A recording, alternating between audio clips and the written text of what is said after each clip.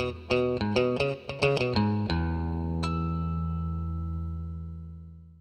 everyone, and welcome to another one of our videos. Today I have a pretty interesting one for you all.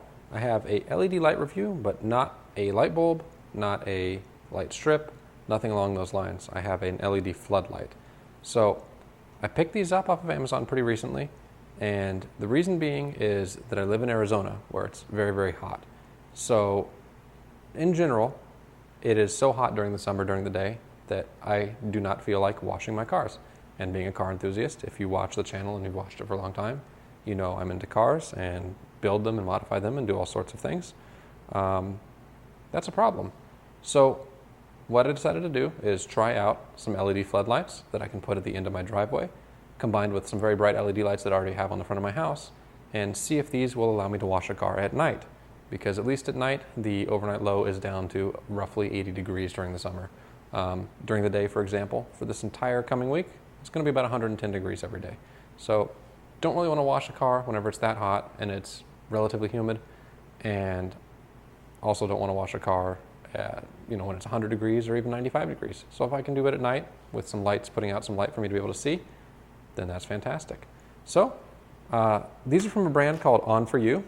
It's a 2-pack of 10,000 lumen, I believe each, LED floodlights. Now, interestingly, they come packaged in a bag, and then they were in another bag, and they were just put into an Amazon shipping box. They arrived in what looks like unscathed condition, so that's good. I might recommend to them maybe package them in a box or something going forward as they sell more and more of these, hopefully. But this is how they came. They have a little warranty card and instruction manual, and these are actually made with flying leads to wire into a house. So, using wire nuts, you can wire them in place of another light that you might have mounted somewhere, or run some wire and wire these into, a new location. But what I'm going to do is terminate these with a plug, because I want these to be somewhat portable. So I'm thinking what I'm going to do is be able to mount these on something like a camera tripod for stability and in order to position them, and then wire plugs up to these and then run extension cords out to them.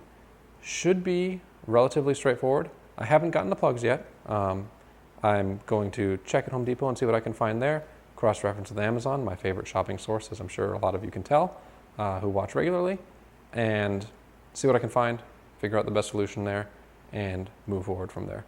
But what I'll do for the meantime is take one of these guys out so we can take a closer look at how it looks, and we'll go from there. Alrighty, so this is what the light looks like. I just read through the installation guide really quickly, flipped through it. It is pertinent if you are wanting to install these on a house, like a lot of people probably would, like as a backyard floodlight, something along those lines.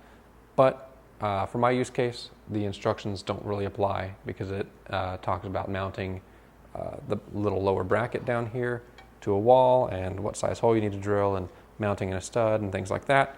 Not applicable if you're turning these into kind of a portable light like I am. But the light itself looks really nice. It's got some nice little hex head, socket head cap screws that the bracket mounts on. So nice little construction detail there that I appreciate. Also has the same type of screws mounting the tempered glass, and yes, it's actually tempered glass, front panel on to the light. As you can see, written on the front, these are 100-watt units, so these consume 100 watts of power, which is a lot for an LED light, and due to that, they put out a lot of light. It's got a very interesting SMD panel down there with LEDs on it, and it has what looks like reflector. I'm assuming that that's the purpose that the little white bezel is supposed to serve on the inside. And then it has the mounting bracket on the bottom, or at least rotated to the bottom as I've rotated it, and it has the cord coming out the bottom as well. These are IP66 rated, something that I was looking for in a car washing light in case they get oversprayed, but that I'm not super concerned about, because again, these are going to be plugged in with extension cords, and at that point, that's your weak point. But basically what my plan is, and I'll give more detail as I actually enact and go through with this plan, is to mount the bracket onto a tripod or a stand or something similar. Haven't sourced one yet, but gonna mount it to the stand, set the stand up, terminate the cord like I said earlier, and plug them in and see how they work as portable floodlights. A similar setup would also be good for somebody who's doing home renovation, construction, that sort of thing, and needs some portable lights that they can hook up and don't have to hook up into a house. So if you're trying to run them off a generator or something like that outside because you have electricity off because you're doing some major reconstruction inside a home or inside a building, these might work out really well. We'll see. We'll see once I've tested them out what kind of output they have and what kind of use cases it might be good for. So I will come back in maybe a week or two, or however long it takes for me to find some parts and put everything together and see how these things are looking. All right, everyone, so it's been a couple weeks since I shot the last little clip of this video, and I have one of these lights set up, tested it out, and it should be ready to go, minus the stand. I haven't ordered any stands, but I have some that I believe I can use that I'll show in a little bit. What I wanted to walk you through is kind of how I connectorized these lights. So if you remember, they come with flying leads, so you can wire them to a house or to a plug or whatever you want. In my case, I wanted to wire them to a plug because I'm not hard mounting them anywhere, and I'm going to use them as portable floodlights. So what I did was I just purchased a standard NEMA plug from Home Depot. It's been a little bit hard to get to Home Depots lately because I'm filming this video during the COVID crisis. But I was finally able to make my way to one while they were open and everything with their shortened hours. And I grabbed one of these rubber ones. It has a nice little gasket inside. If you take a look in there, you can see the rubber gasket in there that the cord will pass through. And then the cord wires up to this right here on the back side of the plug. So super easy to wire these things up. I'm not going to walk you through that. I'm not an electrician. I don't want to have any liability for misinstructing anybody. So by all means, go look up a how to wire up one of these plugs videos on YouTube. I'm sure that they're out there. I've done a bunch of these in the past, so I'm doing it by memory and by heart, and it worked perfectly fine. But basically, on the flying leads, you have your ground, neutral, and hot wires. You're going to wire those up to the screw terminals in the back, and you should be ready to rock.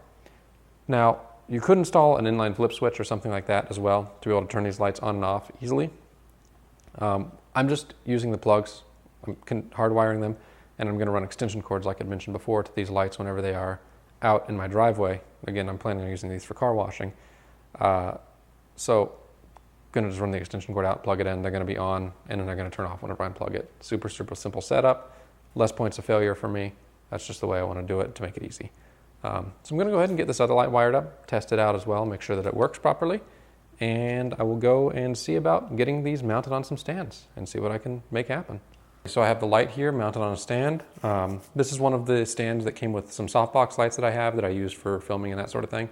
And these LED lamps, in addition to being floodlights, may actually work pretty well as film lights if I put a diffuser over them. So we'll kind of play around with that maybe and see how that works out as well.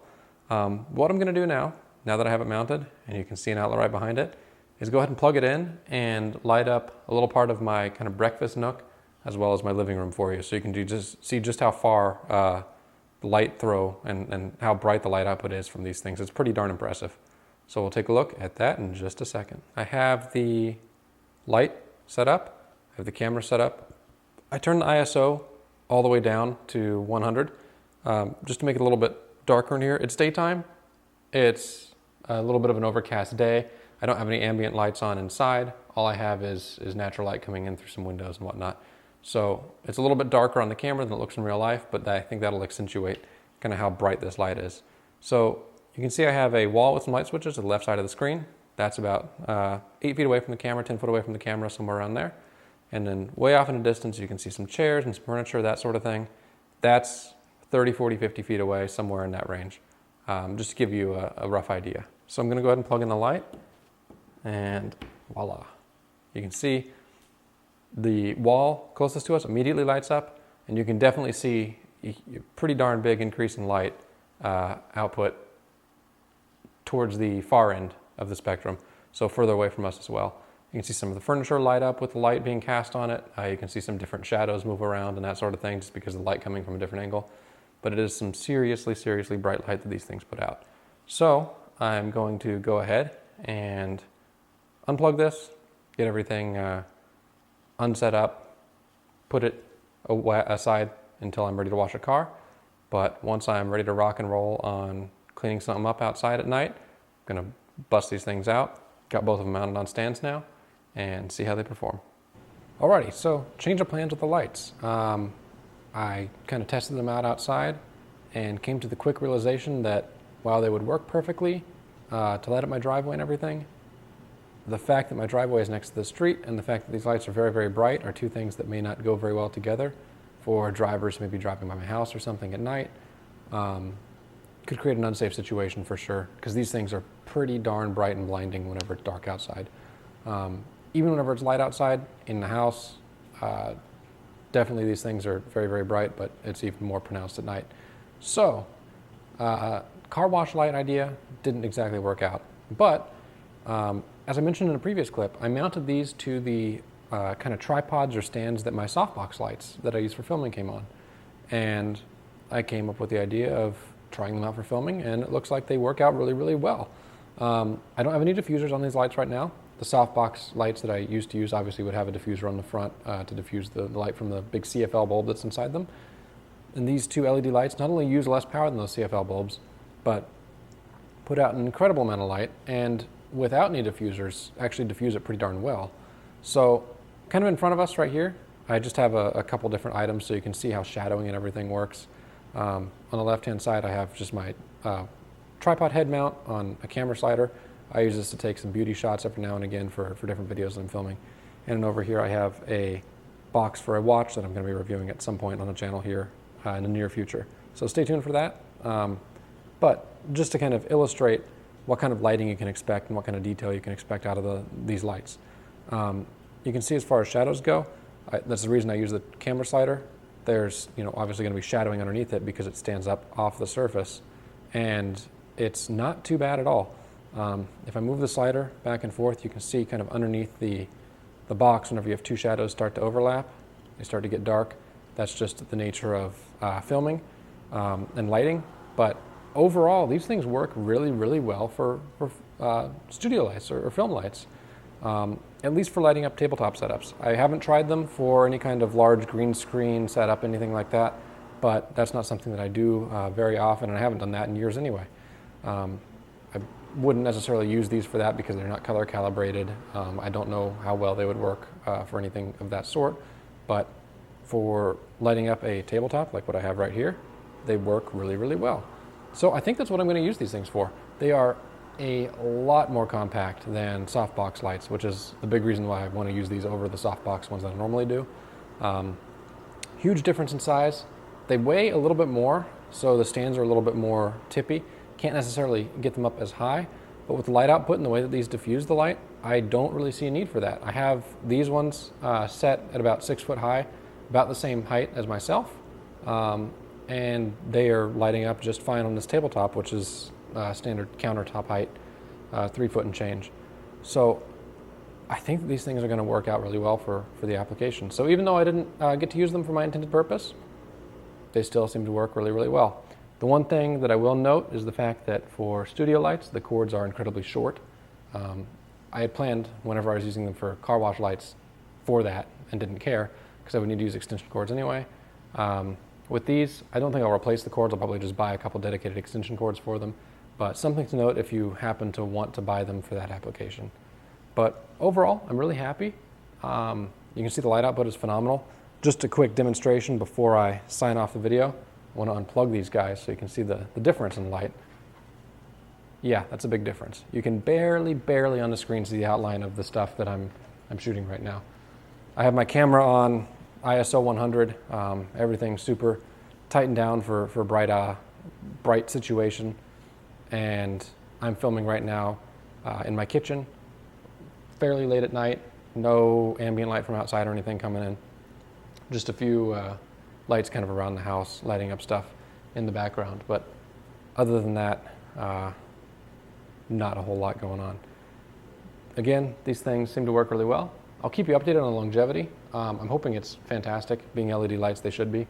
And one thing I want to mention in regard to longevity, these things do get hot. That's the only thing that would quote unquote concern me about longevity. It's kind of to be expected with LED lights of this power output. It's something that I see all the time with LED headlight bulbs, but just something I want to mention.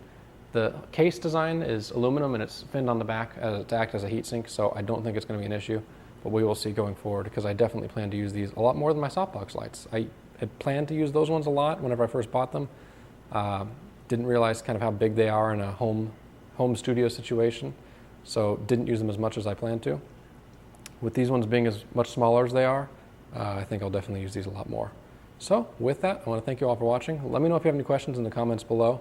I know that these are very multi-application oriented, so if you have any questions about whether or not they'd work for something or not in your my opinion, for something that you're thinking about using them for, by all means ask and I can certainly give my opinion. And I hope to see you guys in the next video. Again, thanks for watching, and I'll see you then.